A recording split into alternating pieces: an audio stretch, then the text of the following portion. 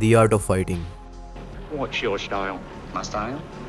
You can call it the art of fighting without fighting. The art of fighting without fighting? Combat sports सिर्फ violence के बारे में नहीं है. It is like a intense version of chess, जहां तुम्हें सिर्फ ताकत नहीं बल्कि दिमाग भी चाहिए होता है. सामने वाले के मूव्स को प्रेडिक्ट करना, उसकी स्ट्रेटेजी को समझना और उससे 2 स्टेप आगे रहना. बहुत लोगों को लगता है कि ये सिर्फ सर फिरे और अग्रेसिव लोगों का स्पोर्ट है, but that is not true. Actually, it is a really beautiful sport where you need mental toughness, discipline, respecting your opponent, and being humble. Martial arts is like a dance, जहाँ हर एक move proper form में होता है. Transfer of energy, fluid movement, balance, weight shifting, and the art of defense and offense. Hey, careful! I'm going to tell you a story. Imagine तुम्हारा car accident हो जाता है और तुम हॉस्पिटल बेड पर हो. तुम्हारी लेफ्ट टॉर्सो पार्शियली पैरालाइज्ड है, तुम्हारी नेक की बोन टूट चुकी है, तुम्हारी बॉडी पर सीवियर डैमेजेस और स्पाइन में कंप्रेशन, और डॉक्टर तुमसे बोले कि तुम कभी चल नहीं पाओगे. तो तुम क्या करोगे? This is the story of Vinny पास. विनी पहले से ही बॉक्सिंग की दुनिया में बहुत बड़ा नाम था. लाइट वेट और जूनियर मिडिल वेट डिवीजन में विनी ने वर्ल्ड टाइटल्स जीते थे. ऑडियंस को विनी में जो चीज सबसे ज्यादा अट्रैक्ट करती थी वो थी उसकी अग्रेसिव स्टाइल और कभी ना खत्म होने वाली energy. Despite being past his prime, the hands of stone still had some firepower remaining. 1 अक्टूबर 1991 में WBA वर्ल्ड टाइटल जीतने के बाद विनी का कैरियर पीक पे चल रहा था.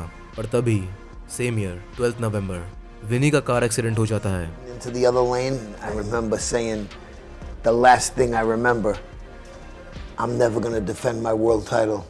And then, boom, we got nailed. Vinny's treatment was taken over by one of the country's top neurosurgeons, Dr. Walter Cotter. During their first meeting, Vinny, confined to his hospital bed, asked how soon he could return to the ring. But all the doctor could think about was whether the renowned Tasmanian Devil would ever walk again. जिसमें उसकी left torso partially paralysed हो जाती है, नेक की bone टूट जाती है, पूरी बॉडी पर सीवियर डैमेजेस और स्पाइन में कंप्रेशन. डॉक्टर्स ने कहा कि वो कभी ठीक से चल भी नहीं पाएगा. बॉक्सिंग तो भूल जाओ.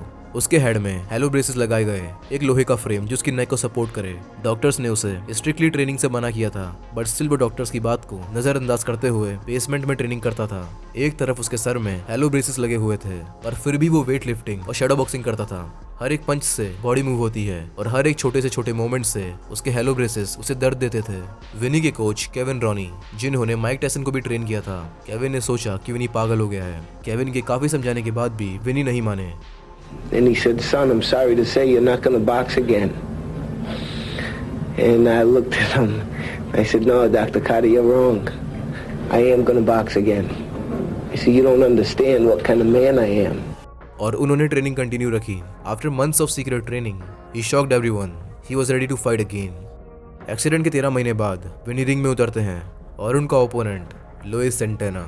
सबने सोचा था कि नेक इंजरी के बाद विनी एक पंच भी झेल नहीं पाएगा. One wrong move and he could be paralysed for life. पर विनी उस मैच को जीतता है. सिर्फ जीतता ही नहीं बल्कि उस मैच को पूरा डोमिनेट करता है. एक्सीडेंट के बाद केविन ने अपनी मॉम को बोला था, mom, I will either box again और I will die training. Martial arts सीखने का मतलब सिर्फ कंपटीशन नहीं होता.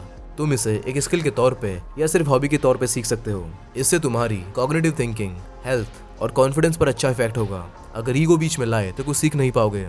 अगर आसपास कोई मार्शल आर्ट जिम नहीं है तो तुम YouTube से भी सीख सकते हो. अब YouTube एक्चुअल जिम को रिप्लेस नहीं कर सकता, बट स्टिल तुम basic foundation like proper form और कार्डियो तो सीख ही सकते हो. कुछ ना करने से तो अच्छा ही है. It is not about how hard you hit, but how hard you can take a hit and keep moving forward.